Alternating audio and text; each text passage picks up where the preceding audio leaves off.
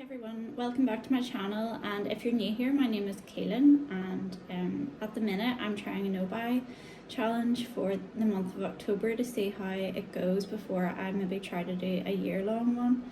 And I wanted to make a video talking about my reasons for wanting to do a no-buy and just like some of the things that I've been doing since I started. And it's funny because since starting it, I have heard several other people who are doing no-buys or have just finished one, and I hadn't really heard it spoken about much until I saw a few videos on YouTube about them, but I guess like more people are trying it than I realised. So I'm trying to cut down on how often I go out for coffee, because I do think that I have a bit of a coffee shop addiction, and I almost was a bit afraid of breaking the habit at first, because I've definitely toned it down recently. Like, I used to be in a pattern of going nearly every day after I dropped my kids off at school, because I would go and write, and that was just like my routine.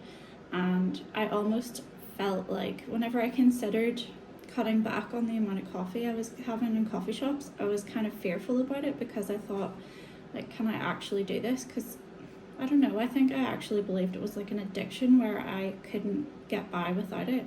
So I have been going less. I, like, for a few months have been trying to make more coffee at home and to keep it for when I'm meeting a friend, or just like as a weekly treat, or sometimes in the evening if I have to wait for my kids while they're at a club. And I knew that one thing I would really miss if I tried to cut back on it is pumpkin spice lattes, because I love them, and it's like I love in autumn when they arrive, and yeah, it just makes me feel excited about Halloween, and it just feels really autumnal to me.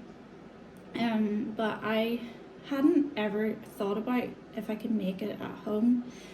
It just felt like it would be too complicated, and I wasn't really sure how they make them, like in places like Starbucks, and like if it was just a syrup or if it was one of those drink mixes, because I know there's some drinks they've had before. I don't even know if they still have eggnog lattes, but I know with it I can't get like a non-dairy version of it, because it comes pre-mixed basically, and there's milk in the flavouring, whatever it is. But I started to look it up online, and I was first of all searching for a pumpkin spice syrup, and they were really expensive. Like, for not a very big bottle, it was like at least £10, and I just wasn't willing to spend that on syrup. And I quite often find like there's not very many syrup brands that I've found that have a strong flavour, so you don't need to use loads of it to get any sort of sweetness. Like, I find so many of them, you're using about a third of a bottle before you actually can taste it in your drink. So I didn't want to waste money on that, and then I decided to look into recipes for pumpkin spice syrup, because I love cooking and I didn't think it could be too difficult. And I happened to have like a mini pumpkin that my daughter had. She had to get one for school because they were drawing like a vegetable or fruit, so she brought it home when she was finished with it, and I used it. It was only £1 when I bought it, and then I was just using it up because it was actually starting to turn anyway. And I was surprised how quick it was to make the syrup, and I've made myself a latte with it now, and it actually tastes really good. It kind of tastes like a little bit more mellow than the like shop one, but that's not a bad thing, I don't think, because sometimes it can be a bit overpowering, especially when they put too much in it, and I just like the kind of spiciness of it. So yeah, I made like 2.5 jars filled with it, so apparently they keep for 2 weeks in the fridge, so I'm sure I'll go through it in that time. But yeah, it just felt really satisfying to make it myself, and to look for a more creative way of doing it instead of just jumping to buy a ready-made one that probably wouldn't taste as good. So yeah, I was happy I did that. And yeah, other reasons that I've wanted to start the no buy are like, although I think I can be very frugal in certain ways, like I'm generally good at budgeting and paying all the bills on time and making sure there's like a little extra in case there's an emergency. I do feel like I have certain weaknesses, and some of them, well, my main one is clothes. And although I do buy like clothes second hand mostly, there's a particular website that I love, and if I ever got an email from it with a discount code, it was basically guaranteed that I was going to buy something from it. And I would kind of feel like checking the clearance section on it all the time, because although I couldn't justify spending like £90 on a new dress from it, it felt more reasonable if it was about 30. But it just became like, I was noticing like a pattern emerging of, like, I would feel really excited about a dress or whatever arriving, and I'd feel like when it arrived I would finally be content, and then when it got here, like, it was kind of like a little, like a burst of excitement, and then I would try it on and be happy about it for a few minutes, and the first time maybe second time I wore it, I'd be kind of excited about it, but then the novelty would sort of wear off. I'd still like it, but it wouldn't really change how I felt about the day, and it would just become like a normal part of my wardrobe, not something to be like jumping up and down about. So then it would be like a cycle of me then looking for the next thing that would produce that feeling, but the feeling's always temporary. And I do have certain things in my wardrobe that I don't regret buying at all, because I wear them all the time, and I don't have any clothes that just hang there that have never had the tags taken off them, or like, I've just never done that. I've always worn everything. If I bought something, I'd always wear it, even if I ended up giving it away or selling it later on. Like, I would have worn it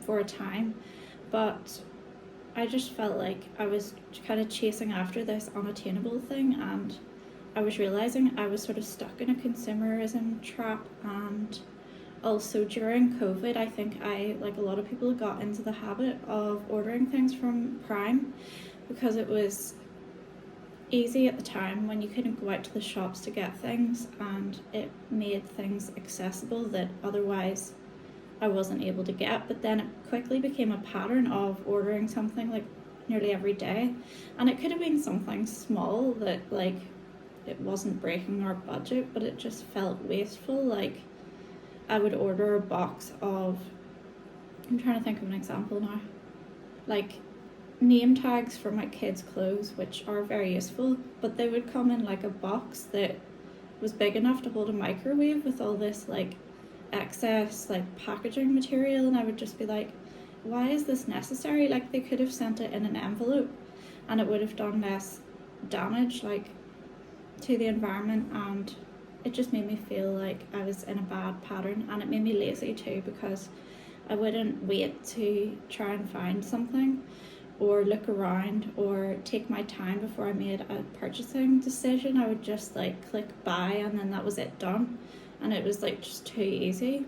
And I think actually, more than the coffee shop addiction, the Amazon one might be harder to break, because it's just so convenient, and it's just easy to get what you need without having to put in any effort. But I am going to not buy anything I don't need this month.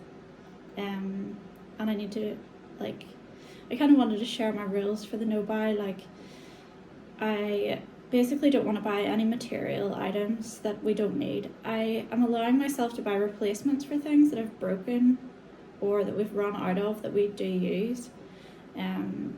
I'm not going to buy any new clothes or books, because the library is just around the corner from our house, and I have a whole pile of books that I have to work my way through. Plus there's books on my Kindle I bought in the past and have never read, and I have a bookcase full of books as well, so there's no excuse.